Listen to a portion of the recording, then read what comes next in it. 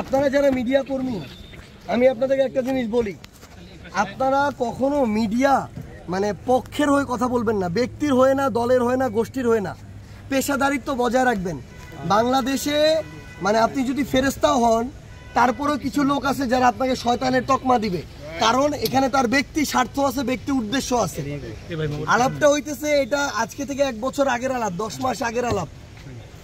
আমরা টিএসসিতে আমাদের ব্যক্তিগত উদ্যোগে যত টাকা ত্রাণের উঠানো হয়েছিল তার মধ্যে আমরা এটা একদম অডিট করে, ইন্টারন্যাশনাল একটা ফার্মের মাধ্যমে অডিট করে এটা রিপোর্ট জমা দেওয়া হয়েছে। যে কয়েকটা ছিল পাই টু পাই টাকা ত্রাণ মন্ত্রণালয়ের যে ফান্ড, সেখানে আমরা জমা দিছি ঠিক এই কারণেই, কারণ আমার এই লজিস্টিক্স নাই, আমার এই ম্যান পাওয়ার নাই। আমি আজকে থেকে 1 বছর আগের কথা বলতেছি, অগাস্ট সেপ্টেম্বরের কথা। লজিস্টিক্স নাই, ম্যান পাওয়ার নাই, আমি যে এখানে কাজ করব আমার একটা জেলায় স্ট্রাকচার নাই, আমার এর আগে এই কাজ করার অভিজ্ঞতা নাই, তাহলে আমি যদি এই টাকাগুলা আমার তো অ্যাবিউজ হয়ে যাইতে পারে। সো আমি কি করব যেন প্রপার ইউজ হয়। এই প্রপার ইউজটা হওয়ার জন্য আমরা ওইখানে দিছি, কারণ তাদের জনবল আছে, সরকারের ওই জায়গায় দিছি। আমরা যদি অন্তর্বর্তীকালীন সরকারের একটা মন্ত্রণালয়ের উপর আস্থা না রাখবো, তাহলে কার উপর রাখবো? এটা তো আওয়ামী লীগের মন্ত্রণালয় না, এটা ডক্টর ইউনূসের অভ্যুত্থান পরবর্তী সরকারের মন্ত্রণালয়।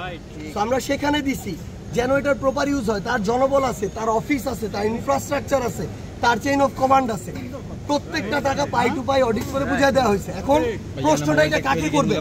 এই প্রশ্ন করবেন ত্রাণ ও দুর্যোগ মন্ত্রণালয়ের যে উপদেষ্টা, তাকে, যে আপনাদেরকে যে অভ্যুত্থান পরবর্তী যে ছাত্ররা যারা নেতৃত্ব দিয়ে আন্দোলন করছে, তারা যে আপনাকে অভ্যুত্থানে 9 কোটি টাকা বা সামথিং টাকা বুঝাই দিছে পাই টু পাই, এটা আপনি ফেনীর জন্য কয় টাকা খরচ করছেন, কয় টাকা করেন না, এটার হিসাব দেন।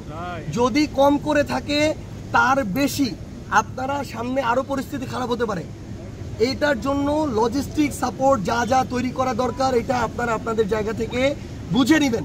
আমরা আপনাদেরকে অনুরোধ করবো, আপনারা যারা ফেনীর মিডিয়া ভাই আছেন, সচেতন নাগরিক সমাজ আছেন, আপনারা ত্রাণ মন্ত্রণালয়ের উপদেষ্টার কাছে এটা যাবেন। আমরা অলরেডি আমাদের ফেনীর যারা কেন্দ্রীয় কমিটির আছে তাদেরকে এই দায়িত্ব দিছি, তারা আগামী 1 সপ্তাহের মধ্যে ত্রাণ ও দুর্যোগ মন্ত্রণালয়ের যিনি উপদেষ্টা, তার সাথে কথা বলে খবর নিবেন যে এই টাকা খরচ করা হয়েছে কিনা, যদি না হয় কেন হয় নাই, যদি এর বেশি হয় তাহলে সেই খরচের ডিটেলসটা যেন ফেনীর মানুষের কাছে উপস্থাপন করা হয়। কোন প্রশ্ন কাকে কখন কোথায় করতে হবে এটা আপনাদের বুঝতে হবে।